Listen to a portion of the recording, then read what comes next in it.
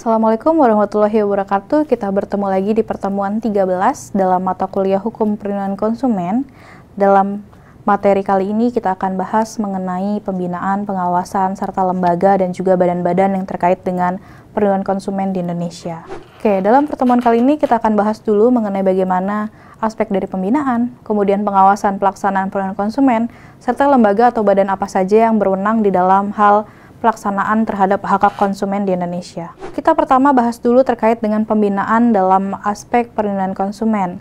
Di sini pembinaan ini merupakan amanat dari Undang-Undang Perlindungan Konsumen di dalam pasal 3 bahwa perlu dilakukan adanya pembinaan dan juga pengawasan terhadap terselenggaranya perlindungan kepada konsumen oleh pelaku usaha ataupun perlindungan kepada pelaku usaha dalam hal segala aspek. Kemudian harus adanya pembinaan dan pengawasan yang meliputi yang pertama terkait dengan diri pelaku usaha, kemudian yang kedua terkait dengan sarana dan prasarana produksi, yang ketiga terkait dengan iklim usaha secara keseluruhan, dan yang terakhir yang keempat yang paling penting adalah terkait dengan konsumen. Di sini yang keempat ada yang paling penting ada iklim usaha secara keseluruhan. Ini berkaitan dengan materi di minggu lalu bahwa adanya penerapan sanksi perdata, sanksi pidana, itu juga semata-mata adalah untuk mempertahankan dan juga untuk keberlangsungan dari iklim usaha secara keseluruhan di Indonesia. Nah, di dalam pasal 29 ayat 4 Undang-Undang Perlindungan Konsumen di sini menyebutkan bahwa pembinaan ini diselenggarakan untuk perlindungan konsumen yang untuk tadi pertama menciptakan adanya iklim usaha dan tumbuhnya hubungan yang sehat antara pelaku usaha dan juga konsumen, di mana ini impian semua orang maupun pelaku usaha atau konsumen. Ketika kita sudah cocok untuk mendapatkan atau mengkonsumsi suatu produk, tentunya konsumen akan terus-terusan ibarat kata berlangganan terhadap pelaku usaha tersebut. Kalau misalnya konsumennya itu sudah continue untuk menggunakan produk tersebut, pelaku usahanya juga akan bertahan lama dalam menjalankan aktivitas perdagangannya. Jadi iklim usahanya lebih berjalan dan lebih bertahan lama. Kemudian yang kedua, berkembangnya lembaga perlindungan konsumen swadaya masyarakat. Ini banyak sekali di masyarakat, ada lembaga-lembaga yang kemudian mereka mengakomodir adanya saran-saran dari masyarakat sebagai konsumen, kemudian sebagai lembaga untuk penyambung antara konsumen kemudian dengan pemerintah. Itu sudah banyak kemudian berkembang di masyarakat. Dan yang ketiga adalah meningkatnya kualitas sumber daya manusia, serta meningkatkan kegiatan penelitian di bidang perlindungan konsumen. Teman-teman sekalian sebagai mahasiswa tentunya saya berharap punya ketertarikan tersendiri terkait dengan hukum perlindungan konsumen, di mana hukum perlindungan konsumen ini kan erat kaitannya nih dengan kegiatan aktivitas teman-teman sehari-hari.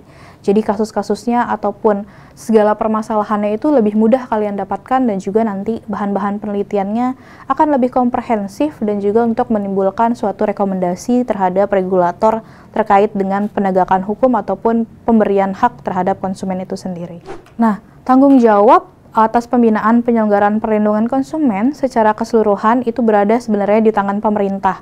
Ini adalah amanat undang-undang dari pasal 29 yang kemudian sebetulnya diamanatkan lagi atau diturunkan untuk dilaksanakan oleh beberapa kementerian dan juga lembaga.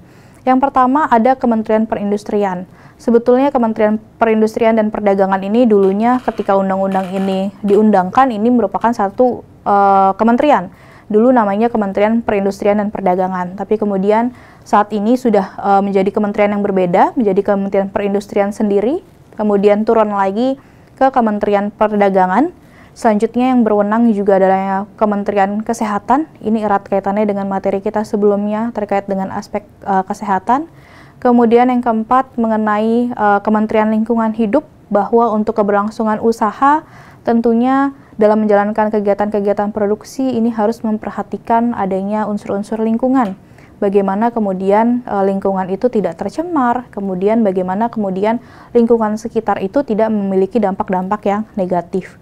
Dan yang terakhir adalah menteri lain yang mengurusi kesejahteraan masyarakat. Ada Kementerian Sosial atau mungkin Kementerian Agama kalau erat kaitannya dengan pencantuman labelisasi halal yang sekarang sudah diambil alih oleh Kementerian Agama. Ini merupakan salah satu contoh di mana amanat Undang-Undang Perlindungan Konsumen ini menyatakan bahwa pembinaan penyelenggaraan konsumen ini memang harus dilaksanakan oleh pemerintah, terutama untuk kementerian-kementerian yang memang diamanatkan untuk melaksanakan untuk hal itu. Kemudian yang kedua, pembinaannya kita lanjutkan lagi ke dalam pengawasan. Setelah adanya pembinaan tentunya ada pengawasan.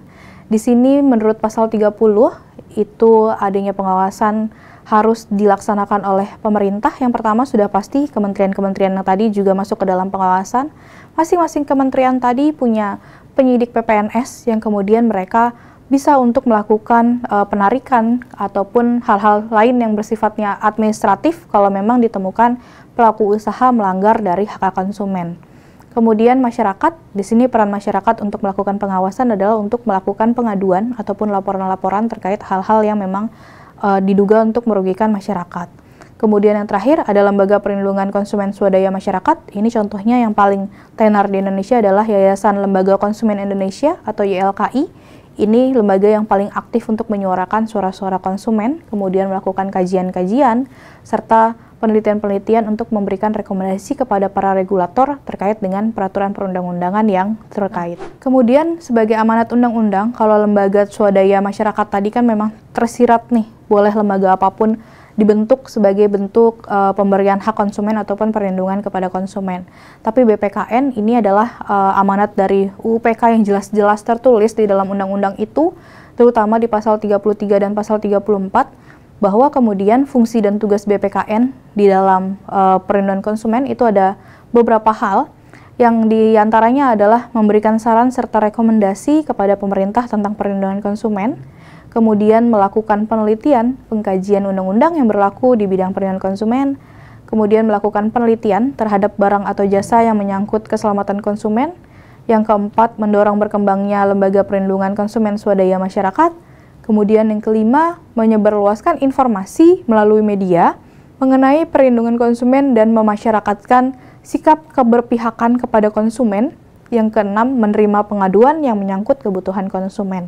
Nah, unsur-unsur yang ada di dalam BPKN ini bukan hanya dari pemerintah, unsur pemerintah aja, tapi di dalamnya juga ada unsur akademisi, kemudian unsur pelaku usaha, dan ada unsur-unsur lain yang kemudian mereka saling mewakili kepentingannya masing-masing, sehingga hak-hak dari konsumen ini bisa berjalan dengan baik dan dilindungi oleh pemerintah. Nah, yang terakhir ini berkaitan dengan BPSK atau Badan Penyelesaian Sengketa Konsumen, bahwa kita nggak bisa pungkiri deh yang namanya transaksional antara pelaku usaha dengan konsumen. Seringkali kita mengalami sengketa ataupun miskomunikasi antara kedua belah pihak.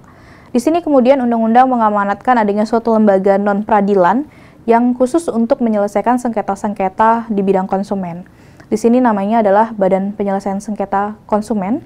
Di sini kemudian dia tujuannya adalah untuk menyelesaikan sengketa di luar pengadilan yang kemudian menyepakati adanya besarnya ganti kerugian atau mengenai tindakan tertentu untuk menjamin suatu perbuatan tersebut tidak akan terulang kembali dan juga merugikan konsumen lainnya.